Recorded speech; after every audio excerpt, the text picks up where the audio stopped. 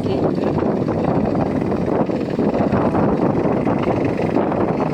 અમારા વાડીના મગ,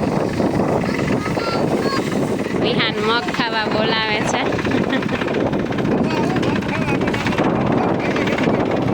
હાલો વિહાન. ભાઈને અમારા તડકો લાગતો નથી. આવું બધું ખેતીવાડીનું કામ હોય એ બહુ ગમે.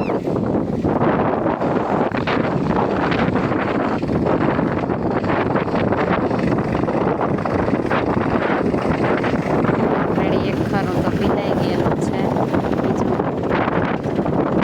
ત્રીજું હશે.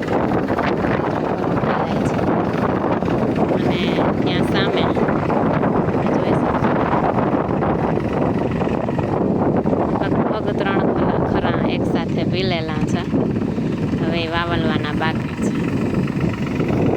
એ હજી અડધા મગ ઊભા છે. બધા નહીં, આમ તો હજી ઘણા બધા કહેવાય. થોડો થોડો ક્યાંક ક્યાંક મને ન ગમતો નેદ પણ છે. હવે એ હું એકલી પહોંચી હું એમ શું નહીં, નહીંતર તો એવું થાય છે કે ઉપાડી લઈએ.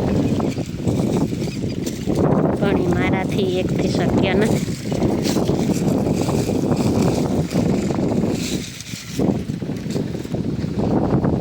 અને આ છે લીલા મગ.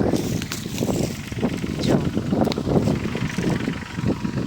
આ એક હિંગની અંદર એક છોડમાં 6 નહીં 7 સિંગ છે.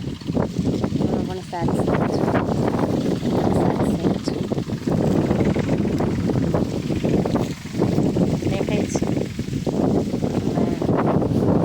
થેન્ક યુ ભગવાન માતાજી.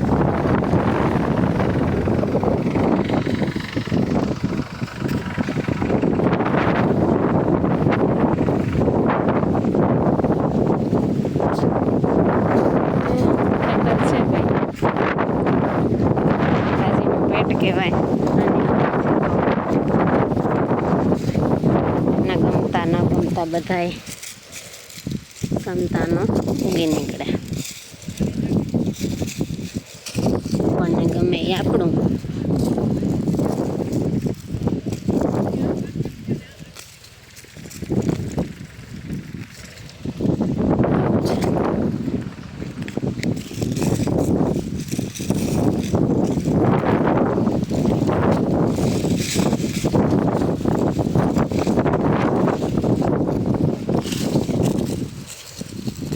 પછી એવું હોય ઉપાડી લે. પણ હજી જો અમુક વસ્તુ કોરી રહી ગઈ તેની હજી મગ ઉગે છે.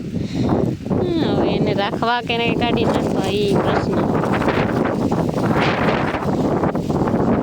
સિંગ કાચી પણ છે, હું ખાવા માટે લઈ લઉં છું.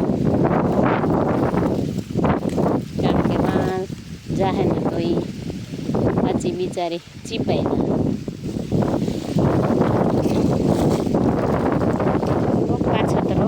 ત્રીજો ચોથો એના લીધે કાચી રહી ગયા. બાકી કોઈ કાચી છે ને.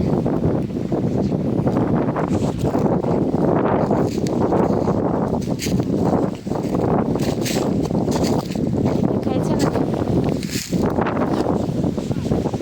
આ છોડવાની હાઈટ કેટલી.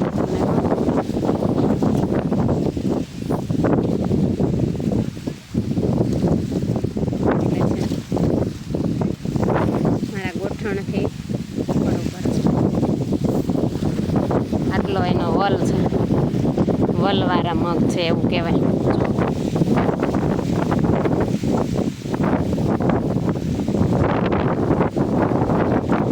જો સિંગથી દૂર રહેજે. સિંગ ઉપર પગ ના મૂકતો. જો મૂકો.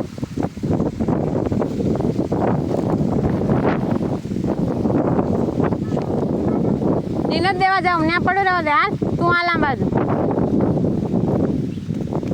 પાકે પાકો પાક આવી ગયો ભાઈ. હવે પાંદડા પણ એમ કહેશે કે બસ. પણ આ પાંદ છે ને એ જમીનને બહુ ફાયદારૂપ છે. મારા પપ્પા એવું કહેશે કે ખાતરનું કામ કરે.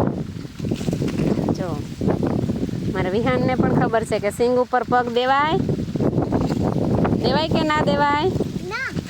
Okay, good boy. જો આમ તમને લગભગ લાઈટ સામે આવતી હશે એટલે નહીં દેખાતું. ક્યારે ગણતા ભૂલી ગઈ.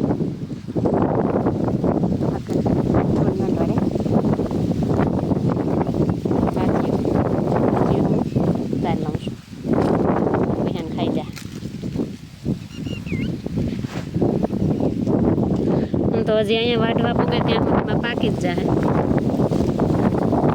એવું નથી કે નહીં પાકે,